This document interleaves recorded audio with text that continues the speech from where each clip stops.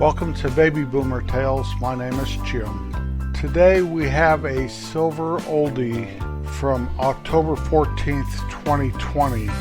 It's episode 90, and the episode title was Home Economics 101. Please listen all the way to the end because we have a special guest on the very final part of this episode. I hope you enjoy it. My friend Dave introduced me to grilling clear back when I was a young man. He had this little charcoal grill. It was cast iron and it was a little stubby little thing. It was called a hibachi. Had two handles with grill grates on them, and so you could adjust the height of how hot you wanted to grill your food. I thought that was a great thing. We had burgers or steaks or something one day. So I went and bought myself a hibachi. That was my introduction to grilling out. My family had a nice built-in grill built into the whole fireplace area that was inside, outside on our back patio. And it was very, very nice. But I only ever remember Dad grilling out there twice. He may have done it more often, but I cannot remember that at all.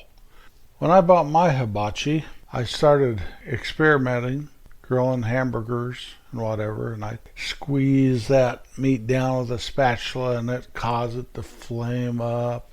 I thought that was pretty cool until I learned that I was pushing all the juices out of it. But back then, I liked my meat well done. That's the way I was raised, and that's the way it was. And it was quite a journey to ever learn how to eat my meat like a civilized person, or maybe it's like a caveman. Steaks I cooked the other night were pretty medium rare, and they were delicious. But this was a long time before that. Later we got larger charcoal grills, and then I got married and we started grilling out more often. And in the summertime, that was my job, of course, to go grill. And I did graduate to gas grills, which I still do. To this day, I have a nice 5-burner gas grill. I never used that little side thing that I guess you can put beans on or something. I've never ever turned it on any of the grills I've ever had. Those things just go without. My wife cooks everything inside except for the meat, so I don't need to use that. When I was 18, 19, 20 years old, right in that time frame, my parents moved to California, and my brother John, who was closest to me in age, did not want to go. So I became John's legal guardian, and I used to try to cook, and the way I'd cook is I'd get a big old pot, and I'd empty about 4 cans of whatever in it, cook it all together, and figure it'd last us all week. I don't remember John ever eating any of it. He always ate with his girlfriend, made fun of my cooking, which I don't blame him.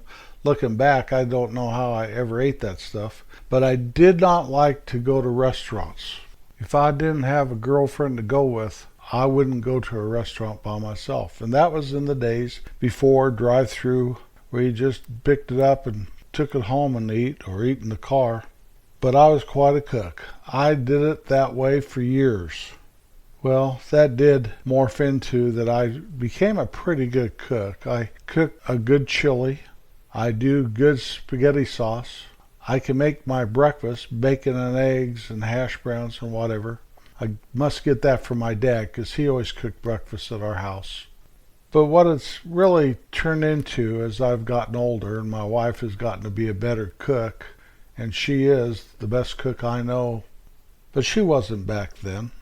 But today I'm regulated to grilling burgers and brats and steaks and chops out on the grill about from late March to the middle of November. Then I put the grill up, wait until late March to bring it back out.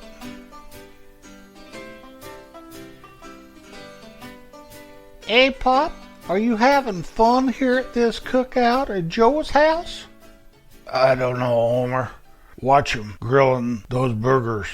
He keeps pushing them down with the spatula, pushing all the juice out of them. I know. I watched him.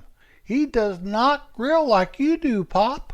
I know, and I don't think I should tell him. This is not the way to be polite and neighborly. Tell him how to cook at his house. Yeah, but Pop, I don't want to break a tooth on that hockey puck.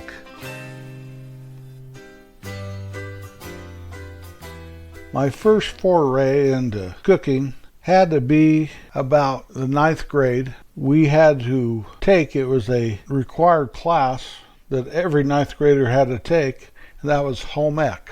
Home economics. Ms. Lorene was the teacher, and she was a very good home ec teacher, but all of a sudden she had this class full of boys and girls, and maybe they'd done this for years, but I was kind of under the impression that we may have been the first class she ever had to do this with.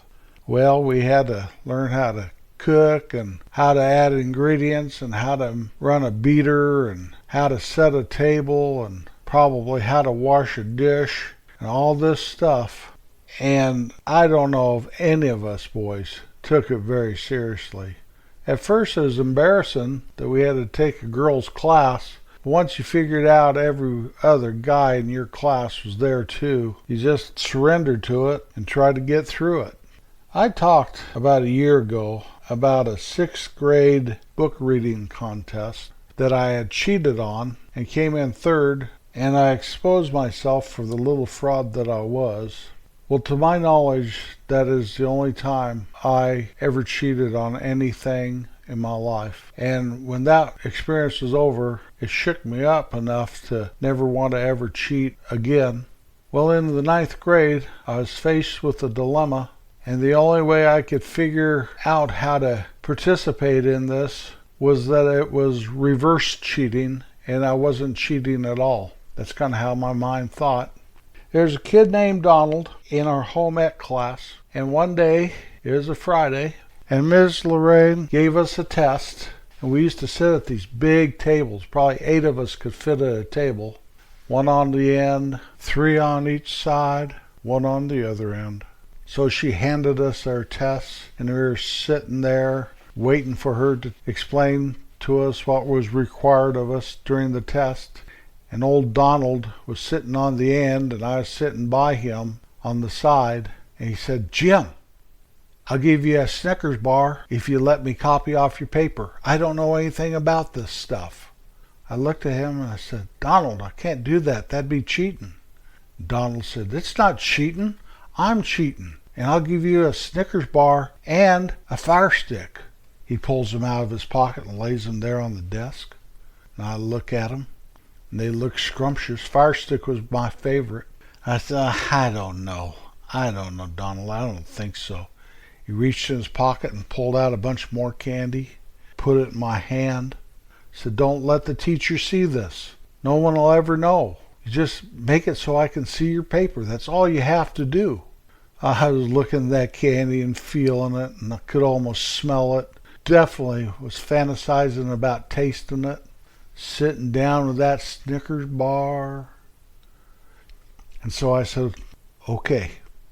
Well, I took the test. Donald was right there, kind of looking over once in a while. I was trying to keep my hand so that he wasn't blocked from my paper.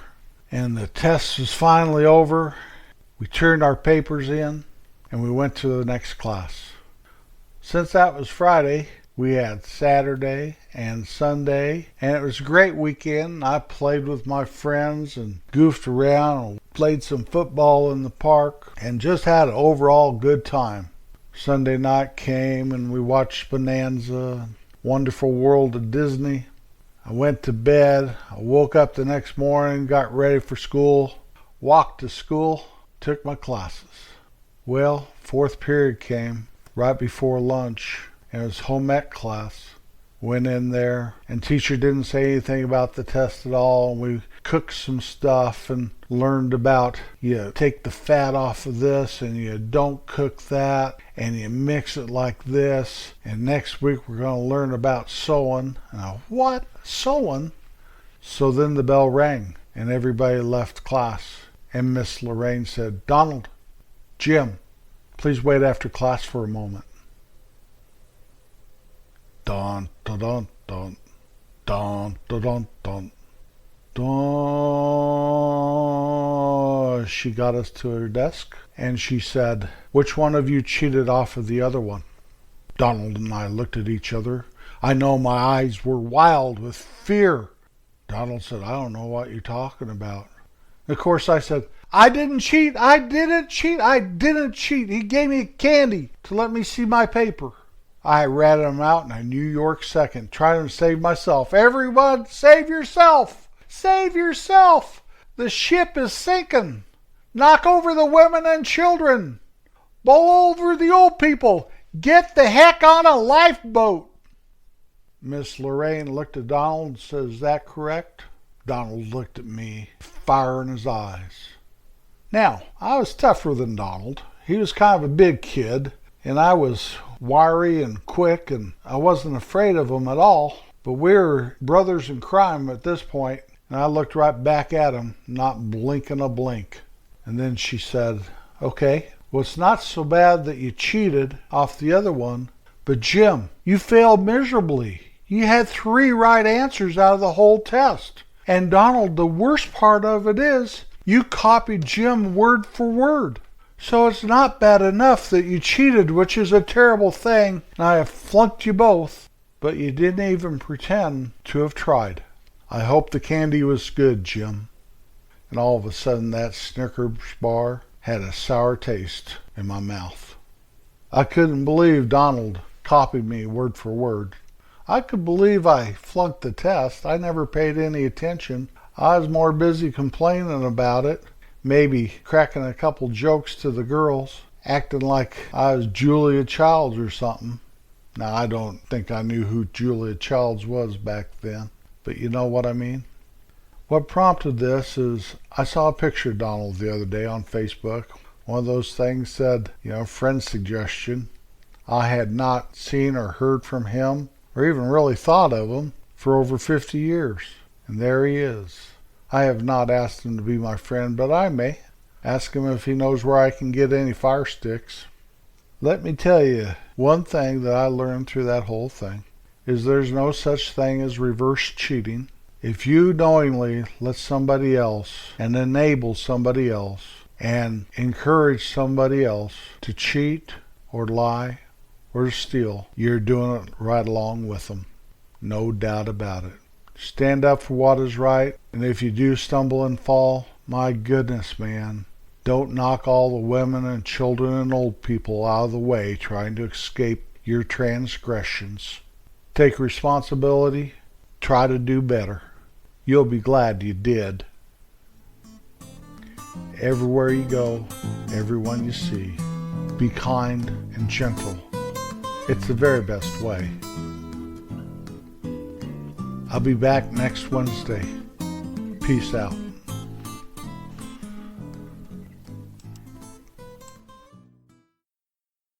Hello, I'm Miss Childs, your substitute teacher for home ec. My, there are a lot of boys in this class. Ho, ho, ho, ho, ho, ho. Today, I am going to show you how to prepare a rabbit. This, children, is a live rabbit. We are going to murder him and put him in the oven at 350 degrees. And then we'll do a nice place setting with wonderful, wonderful presentation and show you the correct sauces so someday you can cook this for your mommy and daddy. Ooh, hold on. Oh, get that rabbit. Somebody, get that rabbit. Please, get that rabbit. Oh, where's the rabbit? Don't scream, little children. Don't scream. Where is that rabbit? The rabbit got away. Hello, children. My name is Miss Childs, and I am your substitute teacher today. We are going to thaw a chicken and show you how to cook it and have a wonderful presentation.